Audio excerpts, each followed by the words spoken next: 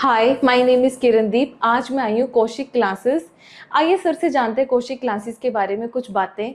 तो सर, जैसे कि मैंने कुरुक्षेत्र में हर जगह देखा है कि कौशिक क्लासेस के एडेड हर जगह दिखाई देते हैं, तो इस पर आप क्या कहना चाहोगे? देखिए मैम, बड़ी अच्छी बात है कि कौशिक क्लासेस की ऐड जो है हर कॉर्नर पे दिखाई देती है। और मुझे बड़ा अच्छा लगता है कि जब हर जगह कौशिक क्लासेस का नाम दिखता है। लेकिन ये मेरी ऐड नहीं है।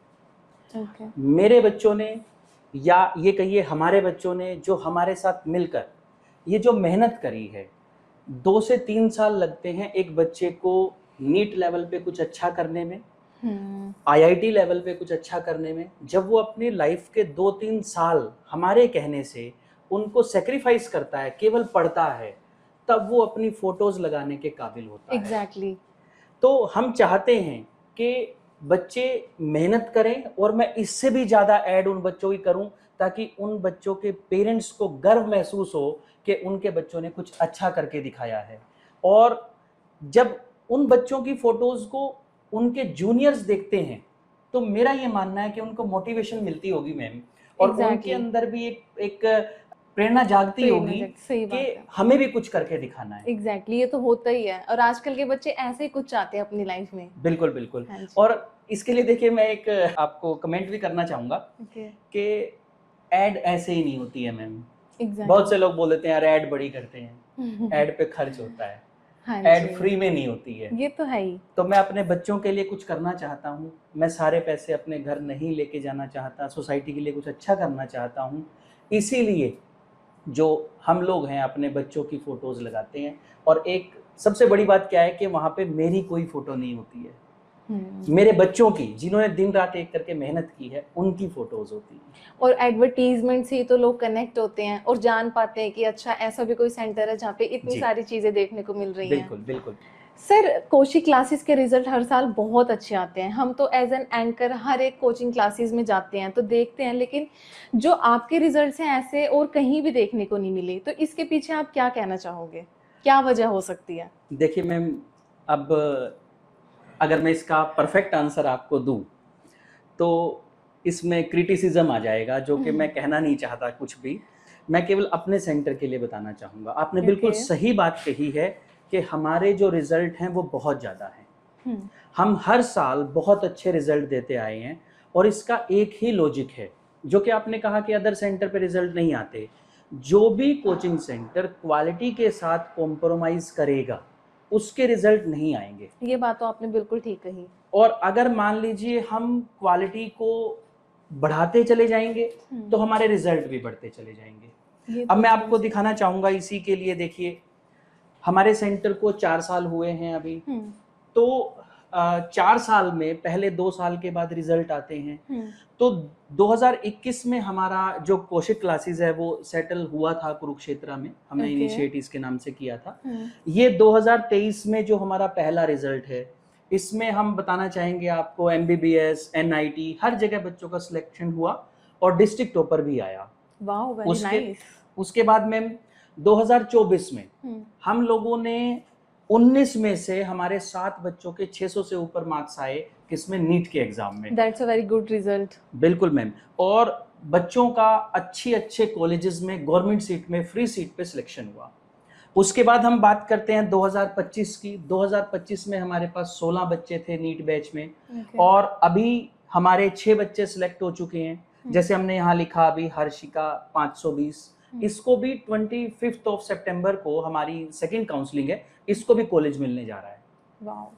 ठीक उसी तरह अगर हम जेई की बात करें, ये हमारा जेई का सेकंड बैच है, जिसमें 8 बच्चे थे। 4 बच्चों को गवर्नमेंट सिलेक्शन मिला 8 में से। अगर हम इस साल की बात करें तो हमारे पास 7 बच्चे थे टोटल जेई बैच के अंदर। और ये 6 बच्चे, मैं दिखाना चाहूंगा कि ये 6 बच्चे जो हैं हमारे गवर्नमेंट कॉलेज में सिलेक्शन पा चुके हैं।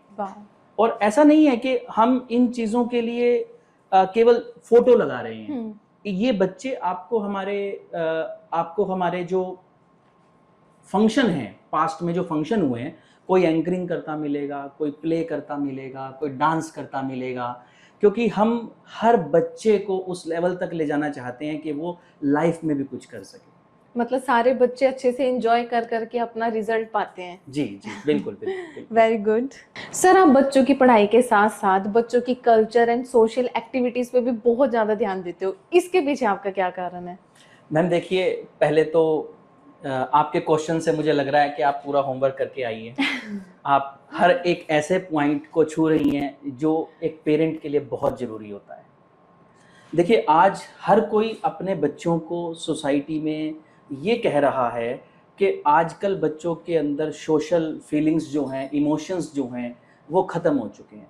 ये तो और सच बात है। मैम इसकी सबसे बड़ी रिस्पॉन्सिबिलिटी एक टीचर की बनती है कि वो पेरेंट्स को सपोर्ट करे, एग्जैक्टली। पेरेंट्स का साथ दे और बच्चों के अंदर वो फीलिंग्स लेकर आए, क्योंकि कहीं ना कहीं हमें देखने को मिलता है कि बच्चे जो हैं वो पेरेंट्स से ज्यादा आजकल टीचर्स की फिर भी सुन लेते हैं। तो कल्चर और सोशल से जोड़ना, सोशलिज्म से जोड़ना, ये तो एक बहुत अच्छी बात है। और मैं कभी ये नहीं चाहता कि मेरा बच्चा केवल एक किताबी कीड़ा बने। मैं चाहता हूं कि हमारा कौशिक क्लासेस से पढ़ा हुआ एक एक बच्चा सबसे पहले एक अच्छा इंसान बने। इसीलिए मेरी कोशिश रहती है कि मैं उन्हें वो सब भी सिखाऊं जो वो आज तक अपने आस पड़ोस से, अपनी सोसाइटी से सीखने में या उनकी कमी रह गई या वो नहीं सीख पाए।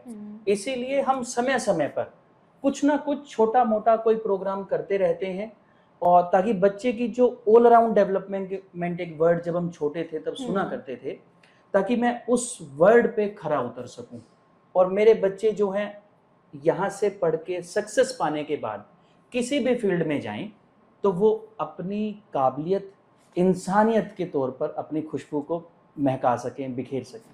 बहुत हाई एम है सर आपका। आई विश कि ये ऐसे ही चलता रहे Thank और you, Kaushik thank you. Classes एक बहुत ही अच्छी सक्सेस हासिल कर सके। सर, कुछ लोग कहते हैं कि आप सोशल एक्टिविटीज को ज्यादा समय देते हो, इस पर आप क्या कहना चाहोगे? मैम देखो, ये एक एलिगेशन है। पहला क्वेश्चन जो आपने पूछा था कि आप सोशल और कल्चर एक्टिविटी कराते हो, वो सही था, लेकिन इस क्वेश्चन में कहीं ना कहीं एलिगेशन है कि आप समय ज़्यादा देते हो। ये गलत है। देखिए, मैं सभी पेरेंट्स को कहना चाहूँगा कि अदर सेंटर्स एडमिशन लेने के लिए आपको बरगलाते हैं, आपको अलग अलग एंगल से केवल एडमिशन ग्रैब करने के लिए झूठ बोला जाता है। आज मैं इस क्वेश्चन के थ्रू आपको बहुत अच्छी चीज़ें कुछ बताने जा रहा हूँ। देखिए, हम सोशल एक्टिविटी उस दिन करते हैं जिस दिन सारे स्कूल्स और सारे कोचिंग सेंटर्स की छुट्टी होती है। ओके। और मैं ये एग्जाम्पल के साथ आज आपको समझाना चाहूँगा। हर साल 1 जनवरी को आप देख लेना, हर कोचिंग सेंटर के गेट बंद होंगे। उनके टीचर खुद 31 दिसंबर और 1 जनवरी की छुट्टी करते हैं, अपने ग्रुप के साथ पहाड़ों पे घूमने जाते हैं, नया साल मनाने जाते हैं। और मुझे ये बताने की ज़रूरत नहीं है कि वो पहाड़ों पे नया साल कैसे मनता होगा, कैसे मनाया जाता होगा। अगर उस दिन हम अपने सारे बच्चों को इकट्ठा करके पहले ओपन हवन करते हैं, अपने बच्चों के लिए नए साल में माँ सरस्वती से मंगल कामनाएं करते हैं कि वो हमारे बच्चों के जीवन में और खुशियाँ दे, उन्हें प्रोग्रेस दे, और फिर हम डीजे लगाकर टीचर्स और बच्चे एक साथ 1 घंटा एंजॉय करते हैं। मतलब फुल एंजॉय भी होते हैं पढ़ाई के साथ साथ। बिल्कुल। दूसरा, हमारा कोई भी फंक्शन आप देखिए, 15 अगस्त स्वतंत्रता दिवस, हर कोई क्या करता है कि उस दिन छुट्टी करता है, लेकिन हम लोग कोई ना कोई इवेंट रख देते हैं जिससे बच्चे फ्रेश भी हो जाते हैं और हमारी संस्कृति से भी जुड़ते हैं, हमारे देश की राष्ट्रहित की भावना भी उनके अंदर आती है।